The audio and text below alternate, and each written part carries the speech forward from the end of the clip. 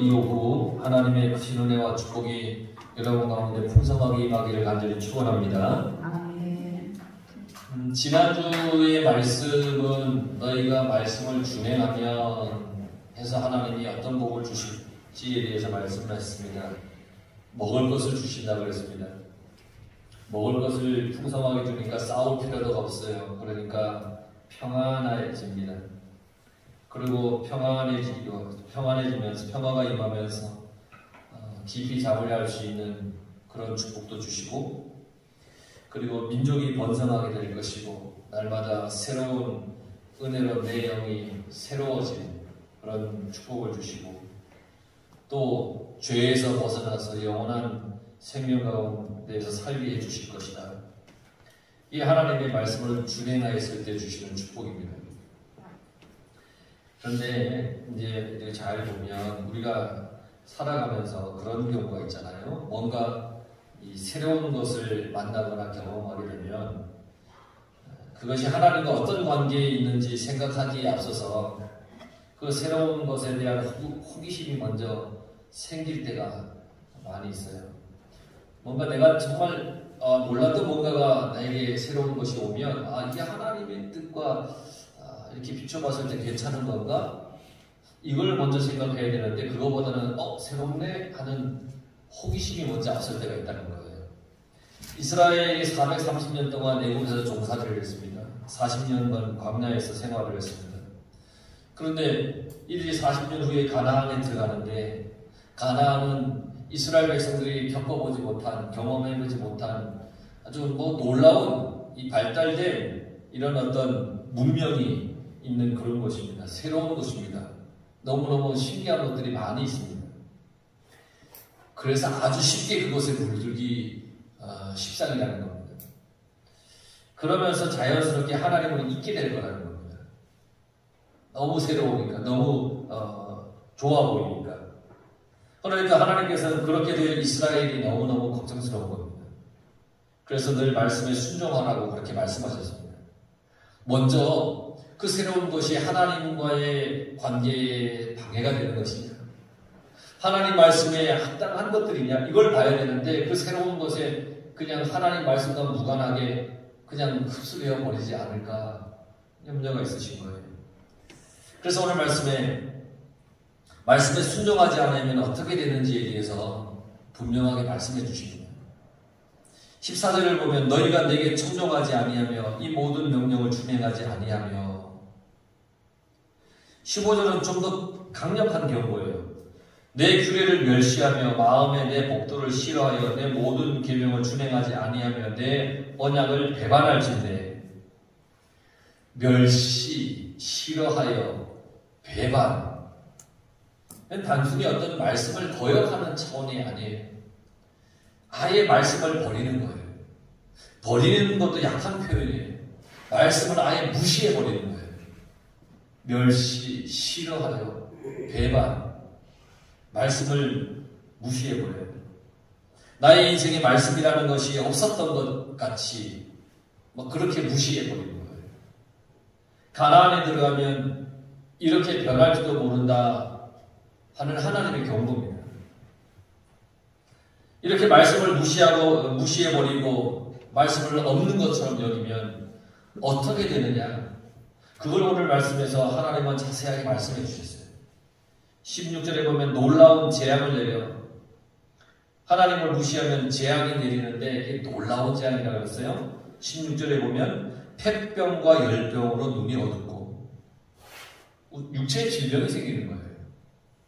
사람의 육체의 질병이 생겨서 기력이 쇠해지면 제일 먼저 눈이 어두워집니다. 숨을 쉬어야 되는데 폐가 병이 들었어요. 그 숨을 제대로 쉬지 못해요. 몸에 열이 나요. 열병이. 그래서 온몸의 기운이 다 빠지는 거예요.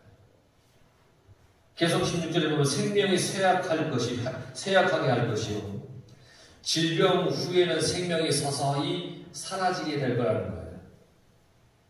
사람이 심하게 아프면 어떤 마음이 들어요?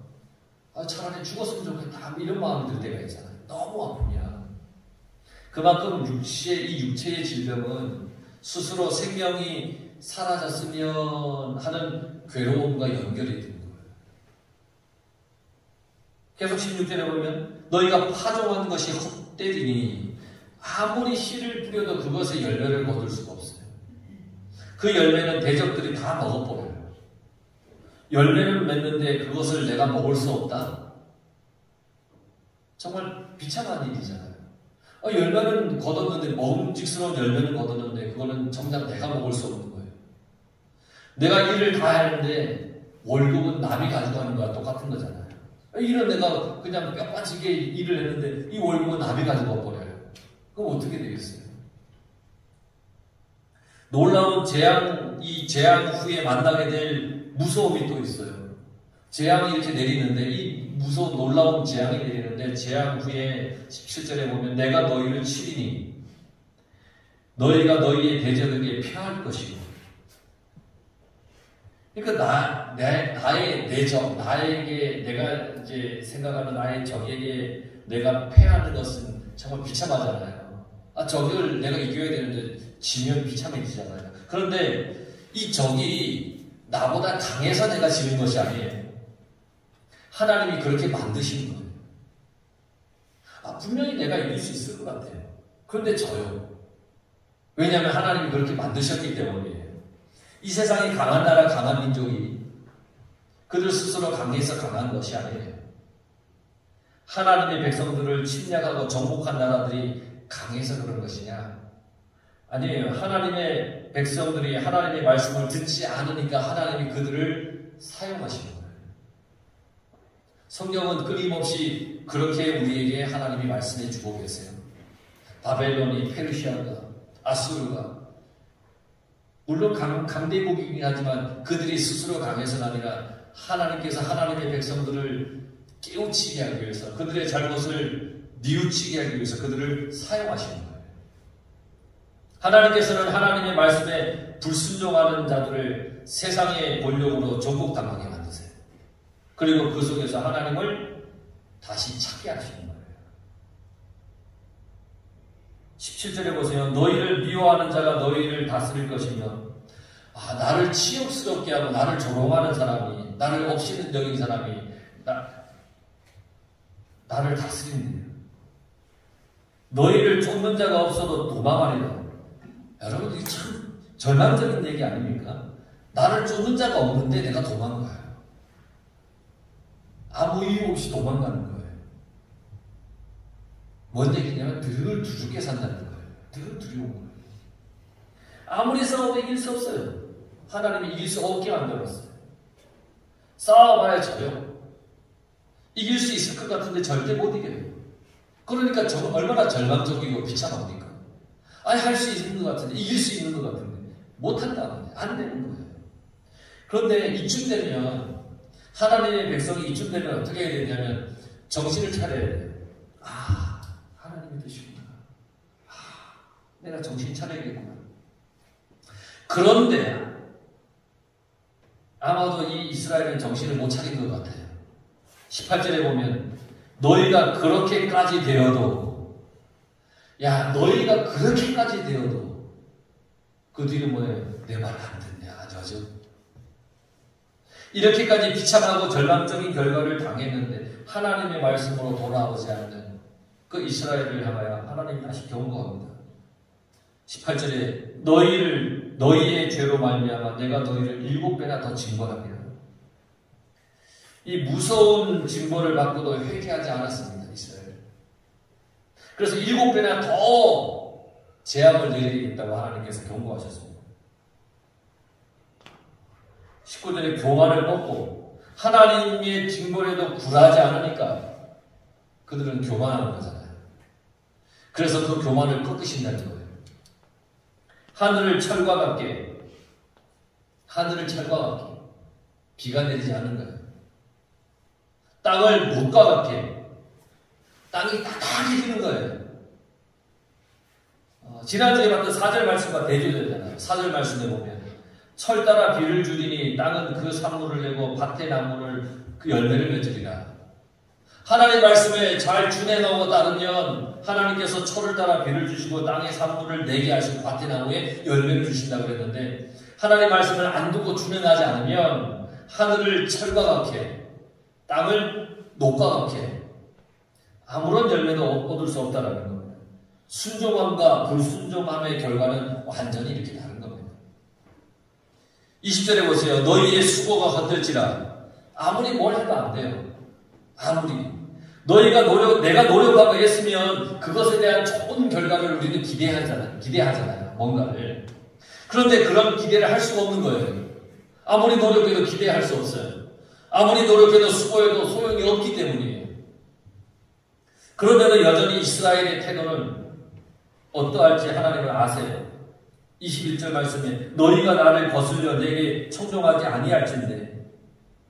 하나님의 말씀을 청종하지 않는 건 죄라고 했어요. 하나님의 말씀을 안 들으면 죄예요. 죄에 빠져요. 우리가 그래서 하나님의 말씀을 늘 들어야 되는 거예요. 그런데요, 듣고 따르지 않는 것도 죄예요. 하나님 말씀을 잘 청종해서 듣고 그 말씀을 준행하며 살아야 되는 겁니다. 21절에 하나님의 말씀을 청종하지 않은 이스라엘에게 너희의 죄대로 라고 말씀하셨습니다. 너희의 죄대로. 18절에 7배나 더 징벌을 내리셨는데 21절에도 7배를 더 내리신다고 했어요. 그런데 이번 재앙에는 들짐승을 너희 중에 보낼 것이다 그랬어요. 들짐승. 들짐승들이 와서 뭐를 하는지 아십니까? 22절에 너희 자녀를 움키고 너희 가축을 멸하며 너희의 수효를 줄이리니 너희들의 길들이 황폐하리라. 그 들짐승들이 와서 다 없애버리는 거예요. 그냥 멸절을 시키는 거예요. 아무것도 없게 만드는 거예요. 아무것도 안 남게 만들어요. 뭐 이해가 잘 안 되십니까? 여러분, 멧돼지가 오면 어떻게 됩니까? 그 일때는 쑥대가 되는 거예요. 어떻게 남는 게 없는 거예요. 들짐승들이 와서 그렇게 하는 거예요. 모든 것이 황폐해진다는 거예요. 그런데도 여전히 이스라엘의 태도가 어떠하냐? 23절에 이런 일을 당하여도 너희가 내게로 돌아오지 아니하고 내게 대항할지어다. 여전히 불순종에 대한 하나님의 징벌을 깨닫지 못하고 있는 어리석은 이스라엘에 대해서 하나님이 책망을 하십니다. 여전히 깨닫지 못하고 하나님을 대항하는 거예요. 하나님의 말씀을 듣고 행하지 않는 것을 하나님은 하나님께 대항하는 것이라고 했습니다. 듣고 따르지 않는 것을 대항하는 것이다. 그렇게 하면 하나님께서도 그런 그들을 대항할 거라고 했습니다. 즉 하나님과 싸우게 될 거라는 겁니다. 그러면 하나님께서 7배나 더 칠 것이라고 했습니다. 이번에는 하나님의 칼로 언약을 어긴 원수를 갚겠다고 말씀하셨어요. 하나님께서 이스라엘을 원수로 여기게 되는 거예요. 연병과 함께 대적에게 넘겨질 거라고 했어요. 양식을 끊을 거라고 했습니다. 끔찍한 재앙들 아닙니까? 26절은 어떤지 아십니까? 10 여인이 한 화덕에서 너희 떡을 구워 저울에 담아주리니. 화덕 하나에 10 가정이 떡을 굽는 거예요. 화덕 하나를 가지고 10 가정이 떡을 구워요. 너무 궁핍하고 빈약한 삶을 얘기하는 거예요. 먹어도 배부르지 아니하리라. 아주 절망적이에요. 먹어도 배부르지 않아요. 그런데 이런 절망 속에서도 보세요. 27절. 너희가 이같이 될지라도 내게 청종하지 아니하고 내게 대항할지니. 그럼 어떻게 돼요? 29절에 하나님이 말씀하셨습니다. 너희가 아들의 살을 먹을 것이요 딸의 살을 먹을 것입니다. 지난주에 순종했을 때 받은 복이 뭐였어요? 제일 먼저 받은 복이 먹는 거잖아요. 먹을 것을 주시리라. 풍성하게 먹을 것이다. 순종하면. 사람의 가장 기본적인 삶의 조건에 대해서 하나님이 복을 주시겠다고 그랬어요. 그런데 불순종하면 저주를 받고 징벌을 받는데 먹을 것이 없어요. 사람이 가장 근본적으로 가져야 될 먹을 것이 없어요. 먹을 것이 없으니까 어떤 일까지 벌어지냐면 자기 자식을 먹는다는 거예요. 정말 끔찍한 괴로운 저주이고 징벌일 수밖에 없지 않습니까? 30절에 보면 내 마음이 너희를 싫어할지며 할 것입니다. 여러분, 하나님이 나를 싫어하신다면 여러분, 생각도 하기 싫잖아요. 하나님이 나를 싫어하신다? 하나님이 이스라엘 백성들에게 말씀하십니다. 너희들 정말 그렇게 할 거냐? 나 너희들 싫어할 수 있어. 그럼 어떻게 되냐? 31절에 성읍을 황폐하게 하고 사는 곳이 황폐해져요. 집도 마을도 논도 밭도 다 그렇게 된다는 거예요.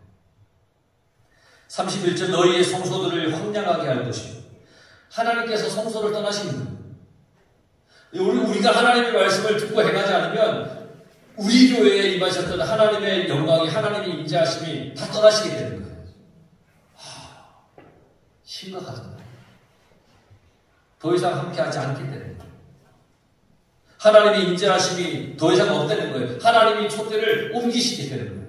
다른 곳으로 옮기시게 되는 거예요. 저는 하나님께서 우리 교회에서 하나님이 이렇게 세우신 촛대를 옮기시면 어떡하나? 절대 옮기시면 안 됩니다. 늘 그 기도를 합니다.